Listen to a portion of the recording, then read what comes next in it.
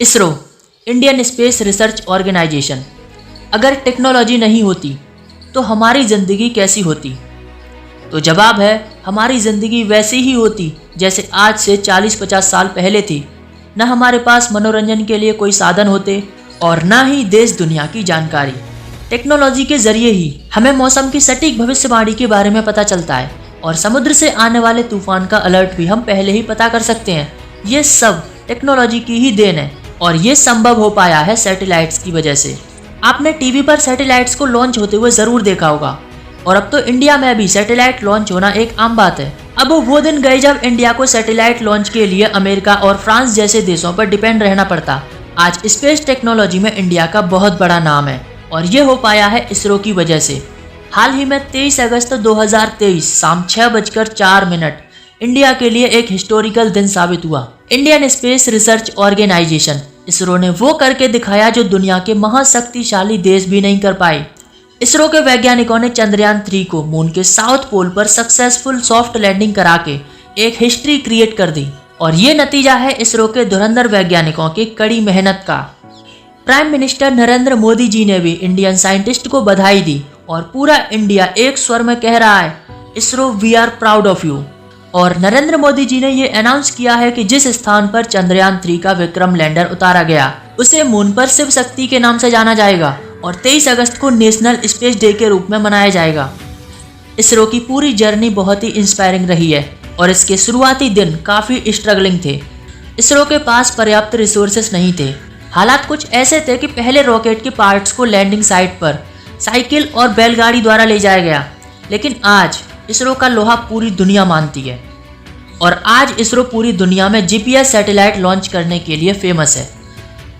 इसरो अब तक 124 spacecraft mission और 94 लॉन्चिंग मिशन ऑर्गेनाइज कर चुका है और most recently successful Chandrayaan 3 mission moon के साउथ पोल पर सॉफ्ट लैंडिंग कर चुका है।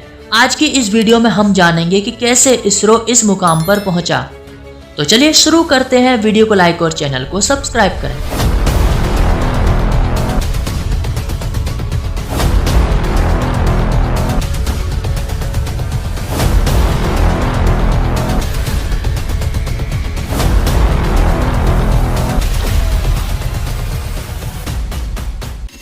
ISRO, Indian Space Research Organisation. Space world में इंडिया की कामयाबी देखकर आज पूरी दुनिया सरप्राइज्ड है, खासकर अमेरिका, फ्रांस और रूस जैसे देश।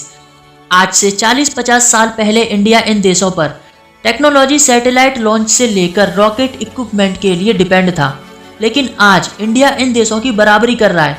इसरो ने आज जो कुछ भी हासिल किया है वो हमारे टैलेंटेड साइंटिस्ट और उनकी लगातार मेहनत का नतीजा है। जैसा कि हम जानते हैं कि दुनिया को जीरो और डेसिमल इंडिया ने दिया। अगर आज जीरो और डेसिमल न होते तो शायद कोई भी मिशन सक्सेसफुल न होता। इंडिया में आर्यभट्ट, भास्कराचार्य और माधवन जैसे ग्रेट मैथमेटिशियन विद्वान हुए और इनके बाद मॉडर्न इंडिया में दुनिया के ग्रेटेस्ट मैथमेटिशियन श्रीनिवास रामानुजन है।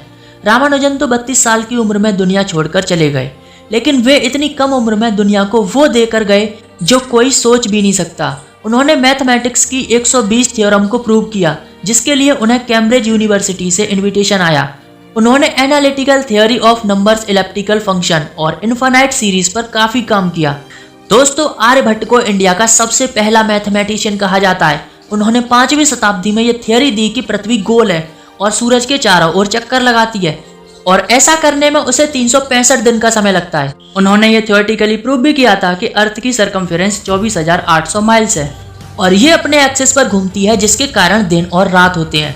इसी तरह दूसरे प्लेनेट भी अपने एक्सिस पर घूमते हैं, जिसके कारण सूर्य ग्रहण और चंद्र ग्रहण होते हैं। और आपको बता दूं कि अलजेब्रा में भी सबसे पुराना ग्रंथ आर्यभट्ट है। आर्यभट्ट ने डेसिमल सिस्टम का विकास किया। उन्होंने सबसे पहले पाई की वैल्यू को फाइंड किया और ये वही आर्यभट्ट हैं जिनके सम्मान में इंडिया की पहली सैटेलाइट को इनका नाम दिया। इसरो ने 1975 में 19 अप्रैल को सोवियत यूनियन की सहायता से इंडिया में बना पहला सैटेलाइट आर्यभट्ट स्पेस में सक्सेसफुल स्थापित किया था, जो इसरो के लंबे सफर का पहला कदम था।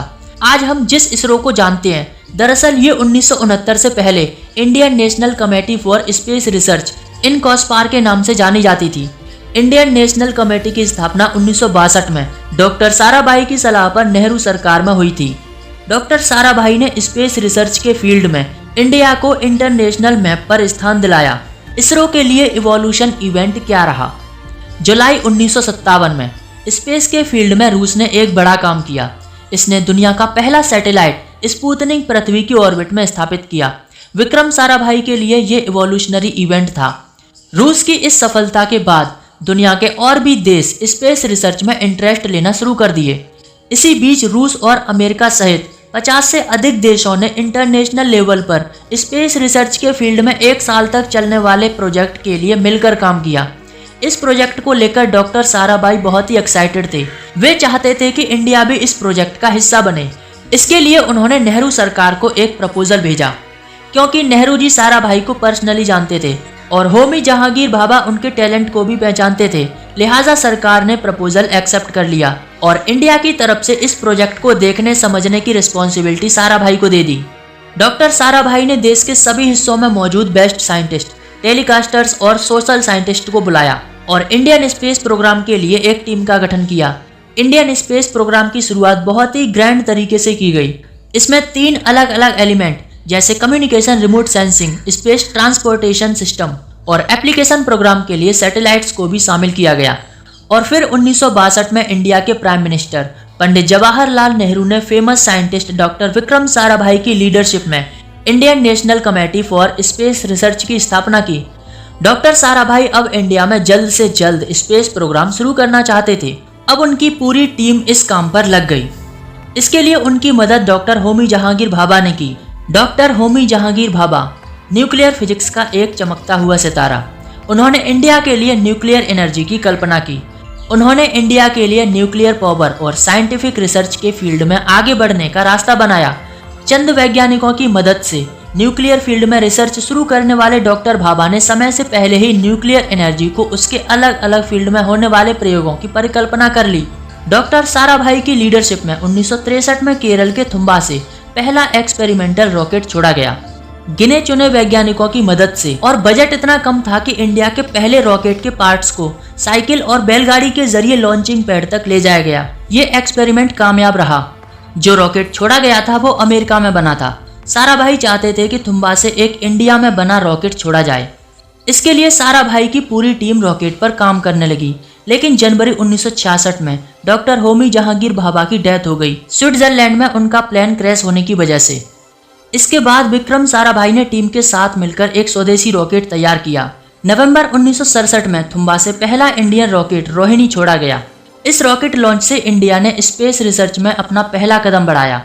वहीं 1967 में अहमदाबाद में देश के पहले experimental satellite communication earth station यानी ESCES की स्थापना की गई और 15 अगस्त 1969 को सैटेलाइट सिस्टम को हकीकत में बदलने के लिए इनकॉस्फोर का नाम बदलकर इसरो कर दिया गया, इंडियन स्पेस रिसर्च ऑर्गेनाइजेशन। इस तरह से इसरो की स्थापना हुई। TERLS TERLS the international launch station.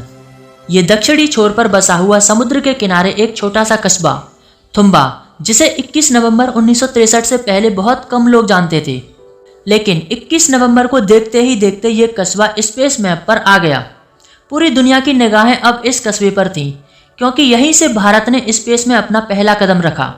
इसी जगह से इंडिया ने 21 नवंबर 1963 को अपना पहला अमेरिकन मेड 2 स्टेज वाला sounding rocket Naik Apache launch किया।